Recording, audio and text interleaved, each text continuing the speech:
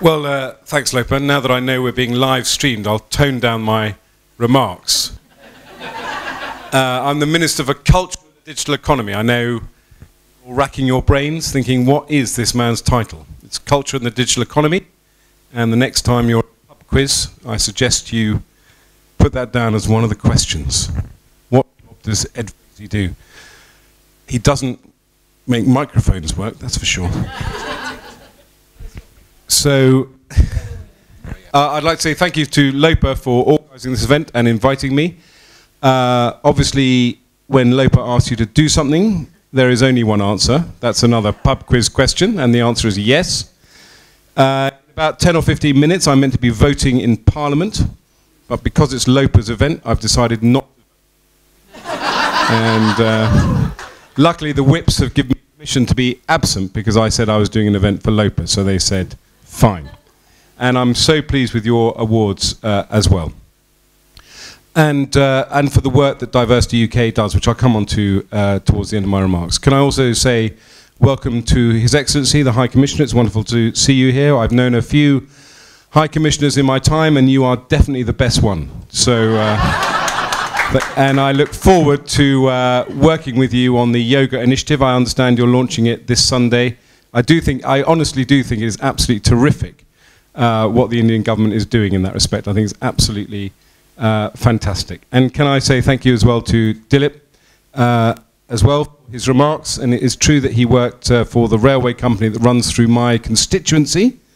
So I now have a new lever to make sure the trains run on time, particularly as he used to employ the wife of the chief executive of First Great Western when he worked on the railways. And I don't know whether I'm more technologically savvy than Dilip is. What I did was on the way here, I got into the back of a car and it delivered me to this place. It's incredible technology.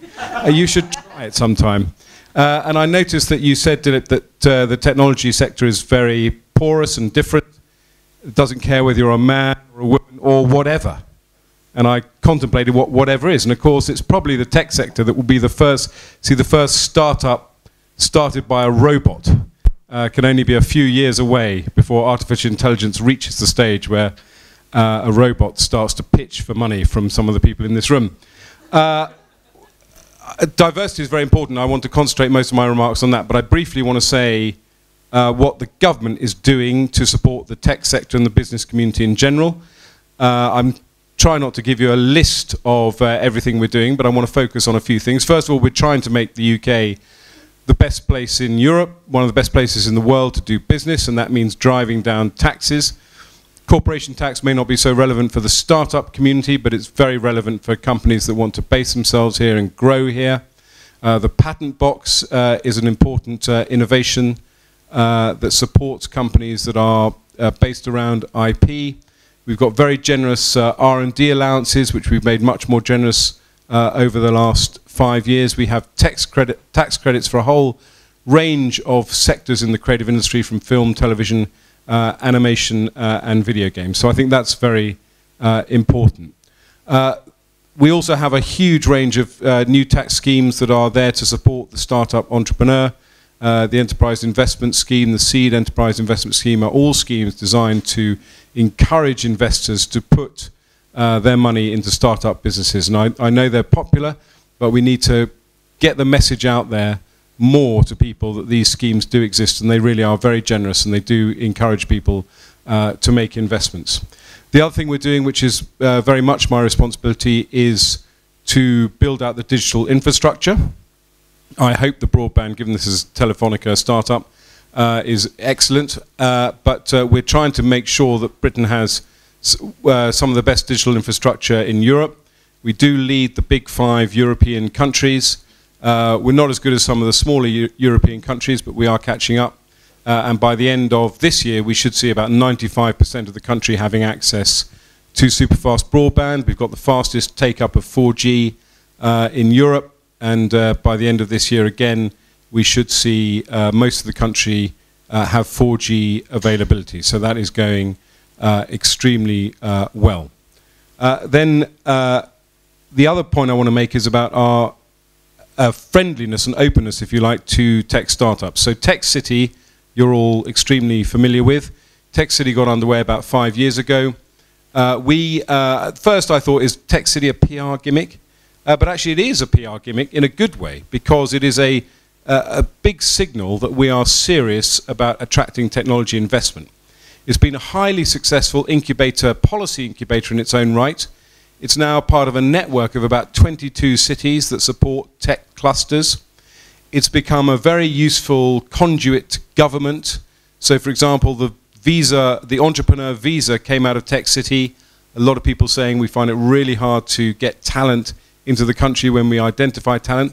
I know there are some people who still find it frustrating, and our door is always open if you want to come and talk to us about those kind of issues. But it means that we get to talk to startups on a regular basis and hear what the problems and frustrations are. And we continue to expand Tech City. We started Tech City in the north. That was announced at the beginning of this year. And we continue to look at particular startup sectors to see where government can get out of the way. So the sharing economy is a good example, the Airbnbs and Ubers of this world. We want to look at whether our analog regulations are still fit for purpose, or can we change them to help these new industries. And obviously financial technology, fintech as it's known, is another area where we're focusing. And as these new sectors emerge, we as a government want to be there to listen, to see what we can change to adapt. And finally, I want to say thank you as well to the High Commissioner, because India is a really important partner for us. We do a lot of work with India. I've got some examples here. In 2013-14, UKTI, working with the Indian government, attracted 30 tech companies to come and invest in the UK. We've also got companies like Heckle and Zomato have come here as well. So we regard India as a really important partner for us in this sector, and we want to continue to work with the High Commissioner and the Indian government to encourage a two-way traffic with UK companies working with Indian companies, because we're all going to benefit. And finally, on diversity. Diversity is a subject that I'm very passionate about, and I came really to the diversity agenda through my work with in the creative industries and actually in the arts, because I find it very odd that when you look, when you watch TV or you go and see a film, I personally don't think that a lot of those programs reflect the kind of country we live in. They certainly don't reflect the kind of country that London is, city that London is, and I don't think they reflect the diversity that now exists in the UK, which is unequivocally a good thing for the UK. So I've wanted to see changes, and we've worked with broadcasters, we've worked with all the main broadcasters, and they've now committed to very serious targets to change diversity, as have the British Film Institute. But I know that WERA has done a report into diversity, which I think is going to be presented in a minute. But it is very important as well, across the business community, that diversity is taken seriously, because it's not a nice to have. I think it's actually a business essential. If you don't work with people from diverse backgrounds, you are cutting yourself off from working with huge parts of the community who are going to be your customers and your supporters. So it should be an absolute business no-brainer to encourage and work for diversity. But what we have in this room are a huge range of successful entrepreneurs. And what I would say as well to you is that we are very informal in this government. You can email me whenever you like. Lopa always does.